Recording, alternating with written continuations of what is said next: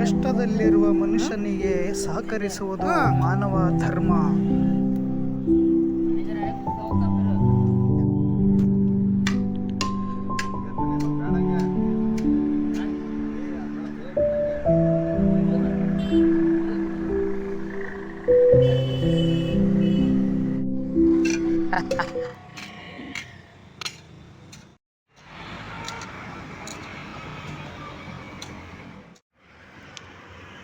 धन्यवाद.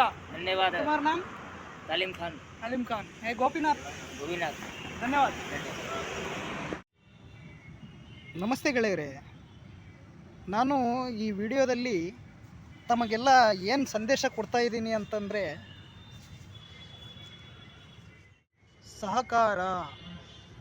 ಸಹಕಾರ, ಸಹಬಾಳ್ವೆ, ಪ್ರೀತಿ, ಈ ಮೂರು ಇದಾವಲ್ಲ, ಇವು ನಮ್ಮ ಜೀವನದಲ್ಲಿ ನಾವು ಸುಖವಾಗಿ ಬದುಕೋಕ್ಕೆ ಕಾರಣವಾದ ಅಂಶಗಳು ಅಂತ ಹೇಳಿದರೆ ತಪ್ಪಾಗಲಿಕ್ಕಿಲ್ಲ. ಆತ ನೋಡಿ ಪಾಪ ಕೆಲಸ ಮಾಡ್ತಾ ಇದ್ದ, ತುಂಬ ಬಳಲಿದ್ದ. ನಾನೇನು ಮಾಡಿದೆ, ನನ್ನ ಮನಸ್ಸಲ್ಲೂ ಕೂಡ ಆತನಿಗೆ ಸಹಕರಿಸ್ಬೇಕು ಅಂತ ಒಂದು ಮನೋಭಾವ ಬಂತು. ನಾನು ಹೋಗಿ ಅವರಿಗೆ ಆ ಕೆಲಸದಲ್ಲಿ ಹೆಲ್ಪ್ ಮಾಡಿಕೊಟ್ಟೆ. ಕಾರಣ ಇದರಿಂದ ಆತ ತುಂಬ ಖುಷಿಯಾದ, ನನ್ನಿಂದ ಸಹಾಯ ತಗೊಂಡು. ನನಗೂ ತುಂಬ ಖುಷಿಯಾಯಿತು. ಆತ ಸಂತೋಷಪಟ್ಟ ಅಂತಂದರೆ ನನಗೊಂದು ಒಳ್ಳೆ ಆಶೀರ್ವಾದ ಸಿಗುತ್ತೆ ಅಂತ ನನ್ನಲ್ಲಿ ಅನ್ನಿಸ್ತು. ಆಮೇಲೆ ವಿನಯದಿಂದ ಮಾತಾಡಿಸಿದ್ರು, ನಾನು ವಿನಯದಿಂದ ಮಾತಾಡಿಸಿದೆ. ಗೆಳೆಯರೇ, ನಾನು ಈ ಕೆಲಸನ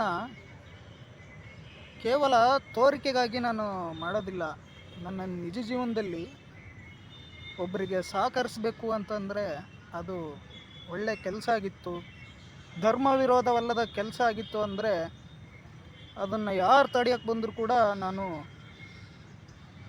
ಮುನ್ನುಗ್ಗಿ ಕೆಲಸ ಮಾಡ್ತಕ್ಕಂಥ ವ್ಯಕ್ತಿ. ನೋಡಿ, ನಾನೊಬ್ಬ ಸ್ಟೂಡೆಂಟ್ ಆಗಿದ್ರೂ ಆ ಕೆಲಸನ ಅಸಹ್ಯ ಪಡ್ದಲೇ ಮಾಡಿದೆ. ಯಾಕೆಂದರೆ ಅದು ಕಾಯಕ. ಅದು ಬಸವಣ್ಣನವರು ಹೇಳಿದ್ದಾರೆ, ಕಾಯಕವೇ ಕೈಲಾಸ. ವಿಶ್ವಗುರು ಬಸವಣ್ಣನವರು ಹೇಳಿದ್ದಾರೆ, ಕಾಯಕಕ್ಕೆ ನಾವು ಭೇದ ಮಾಡಬಾರ್ದು. ಈಗ ಕೆಲವರು ನಮ್ಮ ಸಮಾಜದಲ್ಲಿ ನಾನು ನೋಡ್ತೀನಿ ಗೆಳೆಯರೇ, ತುಂಬ ಬೇಸರ ಮೂಡುತ್ತೆ ನನಗೆ. ಮೇಲ್ದರ್ಜೆ ನೌಕರರಿಗೆ ಸಿಗೋ ಗೌರವ ಡಿ ದರ್ಜೆ ನೌಕರರಿಗೆ ಸಿಗ್ತಾ ಇಲ್ಲ. ಒಂಥರ ಕಡೆಗಾಣಿಸ್ತಕ್ಕಂಥ ಪರಿಸರ ನಾವು ನೋಡ್ತಾ ಇದ್ದೀವಿ. ಯಾಕೆ ಹೀಗಾಗ್ತಾ ಇದೆ ಅದು ನನಗೆ ಗೊತ್ತಾಗ್ತಾ ಇಲ್ಲ. ಎಲ್ಲ ಉದ್ಯೋಗಕ್ಕೂ ಅದರದ್ದೇ ಆದ ಮಾನ್ಯತೆ ಉಂಟು. ಈಗ ಉದಾಹರಣೆ ಹೇಳ್ತೀನಿ ಕೇಳಿ. ಒಂದು ಹಾಸ್ಪಿಟಲ್ ಇರುತ್ತೆ. ಆ ಹಾಸ್ಪಿಟಲಲ್ಲಿ ಡಾಕ್ಟರು, ಕಾಂಪೌಂಡರು, ದಾದಿಯರು ಅಂದರೆ ನರ್ಸ್ಗಳು ಡಿ ದರ್ಜೆ ನೌಕರರು ಅಂತ ಇರ್ತಾರೆ. ಆ ಡಿ ದರ್ಜೆ ನೌಕರರು ಸ್ವಚ್ಛತೆ ಮಾಡೋದು, ಗಾಯಾಳುಗಳಿಗೆ ಔಷಧಿಯನ್ನು ಹಾಕೋದು, ಈ ಬ್ಯಾಂಡೇಜ್ ಪಟ್ಟಿಯನ್ನು ಕಟ್ಟೋದು ಅವರ ಕೆಲಸ ಆಗಿರುತ್ತೆ.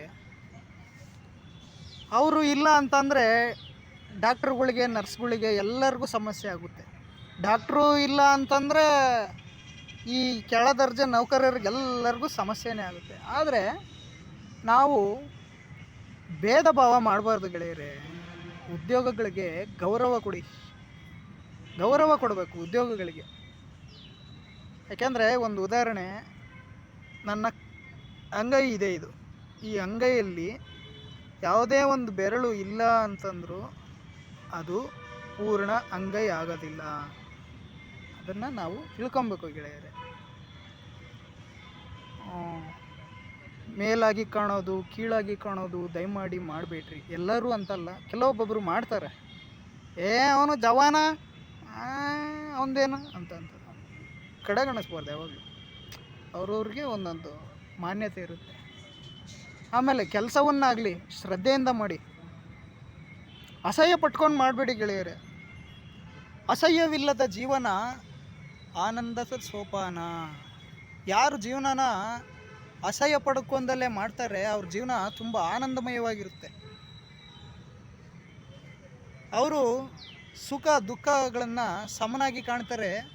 ಅವರು ಜೀವನ ಸಂತೋಷಮಯವಾಗಿ ಸಾಗಿಸ್ತಾರೆ. ಅದಕ್ಕೆ ಯಾವತ್ತೂ ಕಾಯಕಕ್ಕೆ ಅಸಹ್ಯದ ಪಟ್ಟಗಳನ್ನು ಕಟ್ಟಬೇಡಿ, ಕೀಳರಿಮೆಯ ಪಟ್ಟವನ್ನು ಕಟ್ಟಬೇಡಿ ಅಂತ ಹೇಳ್ತಾ, ನನ್ನ ಮಾತುಗಳಲ್ಲಿ ಏನಾದರೂ ತಪ್ಪಿದರೆ ಗೆಳೆಯರೇ ನನ್ನನ್ನು ಕ್ಷಮಿಸಿ. ಇಷ್ಟನ್ನು ಹೇಳಿ ನನ್ನ ಮಾತುಗಳನ್ನು ವಿರಮಿಸುತ್ತಿದ್ದೇನೆ. ಧನ್ಯವಾದ. ಗೋಪಿನಾಥ.